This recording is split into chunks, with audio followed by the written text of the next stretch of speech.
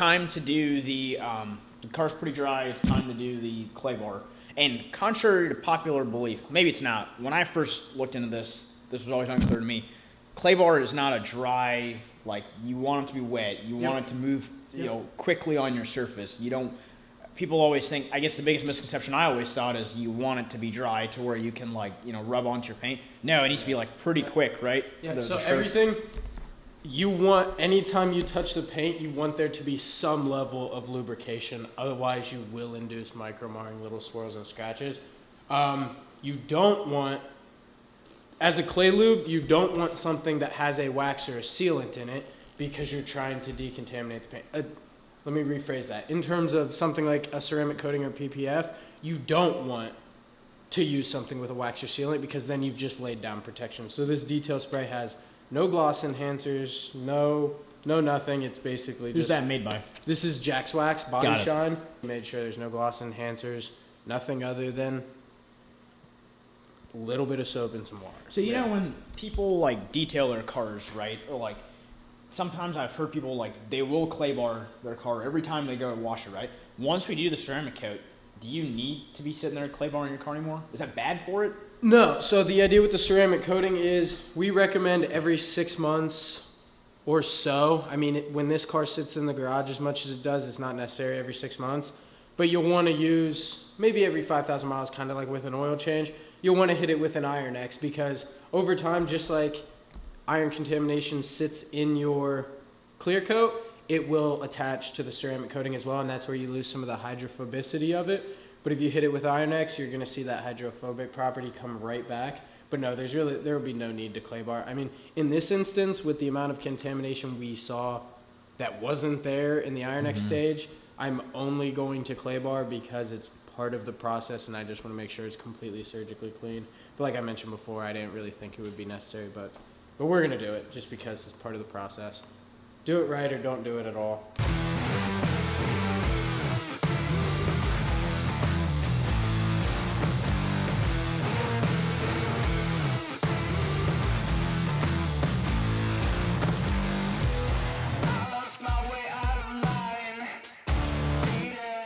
Now not me, he, again. I haven't done anything. I have just been standing here and filming stuff. But, so now that the car's been pretty much clay barred, ready to go, next step is the actual paint correction. So walk us through, we'll show a section on camera, and then I'll run you loose with the GoPro to kind of get a montage of the rest of it. So kind of walk us through what's about to happen. So we're using the Rupes LHR 15 Mark III, the newest version of the Rupes polisher. Cuts away swirls, scratches, and incredibly thick because it's incredibly quick because it's a long throw polisher. We're going to be using a Meguiar's Soft Buff finishing pad. There's not enough imperfections in this paint to where I'd want to go with like a microfiber cutting pad. There may be 1 or 2 spots throughout the vehicle. And in that case, we'd switch to Griot's Garage Fast Correcting Cream just to buzz out those imperfections and then polish that section out. But my idea right now is going to be the yellow. This is not to be confused with the Rupes yellow as a one-step. This is much more of a finishing jeweling polish step just because the swirls are quite unnoticeable, but we want it to be completely perfect. Not to be confused with the Rupes yellow, which is a much stiffer pad that you'd use with something like Perfect Finish. But Griot's Garage Perfecting Cream on this. And if we need a little more cut, but I don't want to jump up to the next pad, I'll probably go to a 210. Meguiar's 210 seems to work pretty well. Low, medium cut, but it finishes out really nicely. So we'll show me. You usually start with like a panel to kind of see how it feels. I'll start with a test panel, and what I'm thinking is because the worst kind of area I saw was this cluster right here. So if I can take care of that with Perfecting Cream, that'll probably be the game plan for the rest of the car. What you got going on now? So we switched up the game plan. I think the Meguiar's finishing pad, the other yellow one, is a little too soft. So we're actually going to switch up and do the Rupes yellow. So what happened? What happens because it's soft? Because it's a softer pad and this is a little bit stiffer, you'll get more cut out of this, but we're still going with kind of a medium cut polish. So this is Meguiar's 205. 205 dusts significantly less than the 210. 205 is going to be better because we're not going to have to deal with that dust when we're trying to ceramic coat and PPF. That dust can create a lot of issues because one tiny piece under PPF, you're going to have to pull the whole thing off and probably just replace that panel if the adhesive has been sitting there long enough.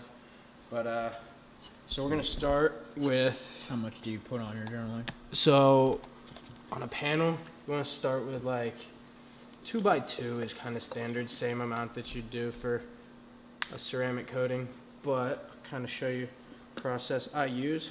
I will start with 4 dots about that size. About a dime size is what it looks like, maybe a little bigger. And I could do a pretty big panel with this. This is a little more polished than I generally use. Get the cord out of the way. Always gonna wanna throw it over your shoulder just so you're not dragging that cord across the paint. Find that spot I'm looking for, because this is the test panel. Actually gonna flip this to the other side. And then I'm just gonna pat it out across the paint. So I'd probably do a section about, if you cut this at the hood, even though the hood goes all the way that way, about this half right here is probably where I'd stop. And I am going to put it on speed 4, but because this is the Mark III, it has a progressive trigger, so you're always going to start by spreading it out evenly. So it might as well be that I'm on speed 1. So we're just going to start by spreading it out real low speed.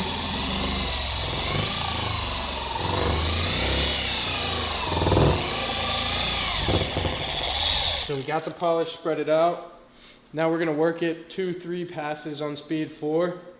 Gonna want to be going kind of slow arm speed, just because we are trying to polish it out, but just do a test spot and see how it goes. I'm gonna pull the spread out and stuff here a little bit more. Basically doing a quarter of the hood. And you can hear that progressive trigger as it speeds up and slows down. The computer's not quite sure what I want to do with it. So speed 4, probably start right about here.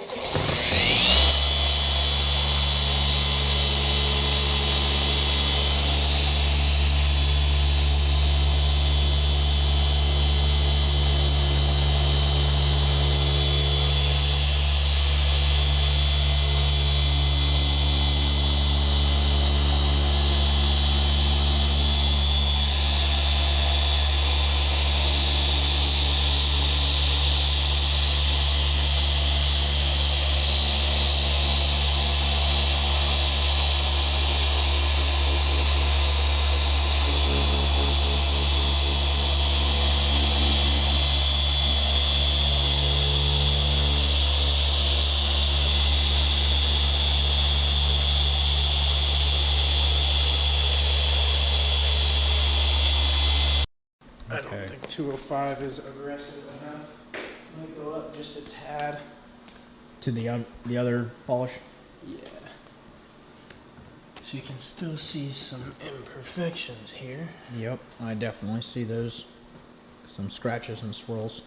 Now, I'm not sure how well the camera is doing on that. Like, it's kind of hard to see because of the light, but if the light hits it just right, you can kind of see sections where there's different scratches and swirls. It's harder to see, but on camera. So there is an improvement. Yeah, definitely I'd say better. About 80%, but we're going for 95, 100 here. More aggressive with it. So you can kind of see them right there. It's hard to tell. But I mean, in comparison to this side, which we haven't seen, if I just put my hands, there's a ton more swirls right here. And there's just a ton of swirls all the way around versus if you run over here.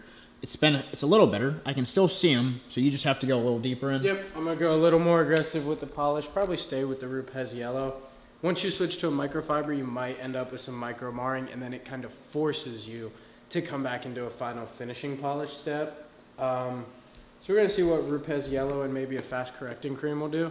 See what kind of micro marring that might leave. I'm glad we went more aggressive with the Rupes Yellow in the first place, because that Maguire soft buff would have done very little in terms of correction ability. So we're going to hit it a little harder and just see what happens.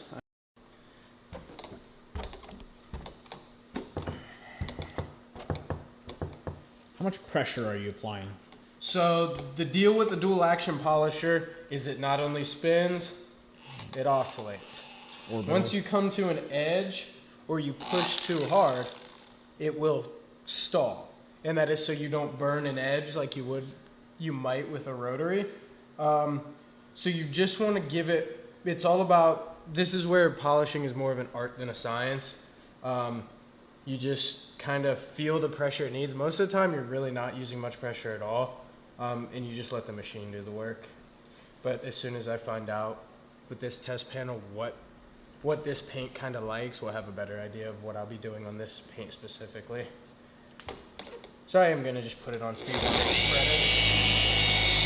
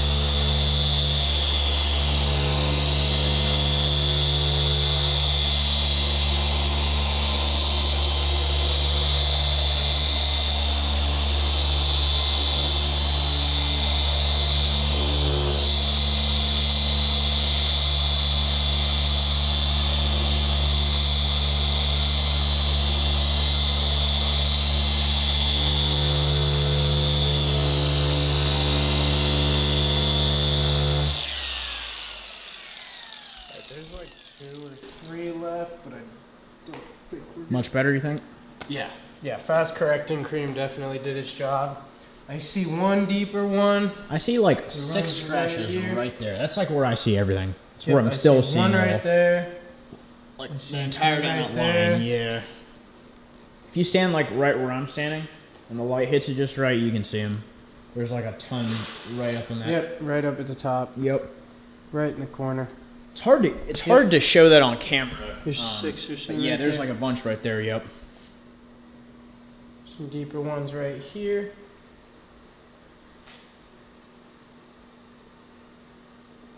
Relatively.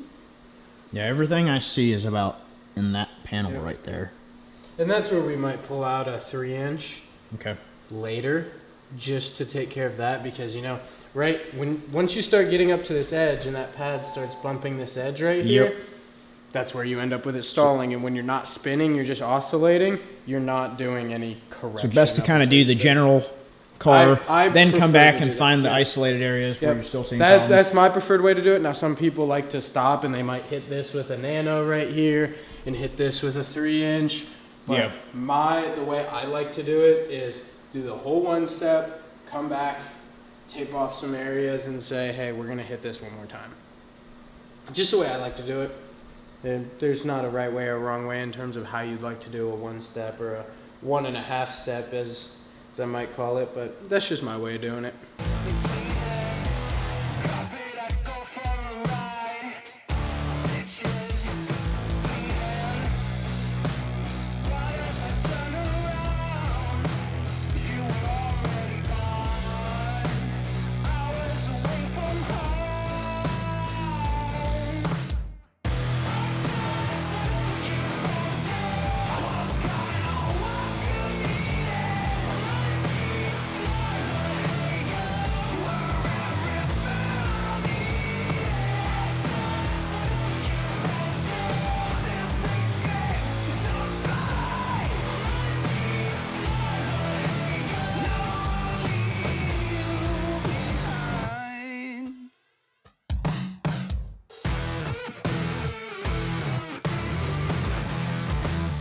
All right, guys, it's been probably like 2-3 hours now, and we are, or not, again, I'm going to say we, but he is pretty much done with the first kind of stage of the paint correction.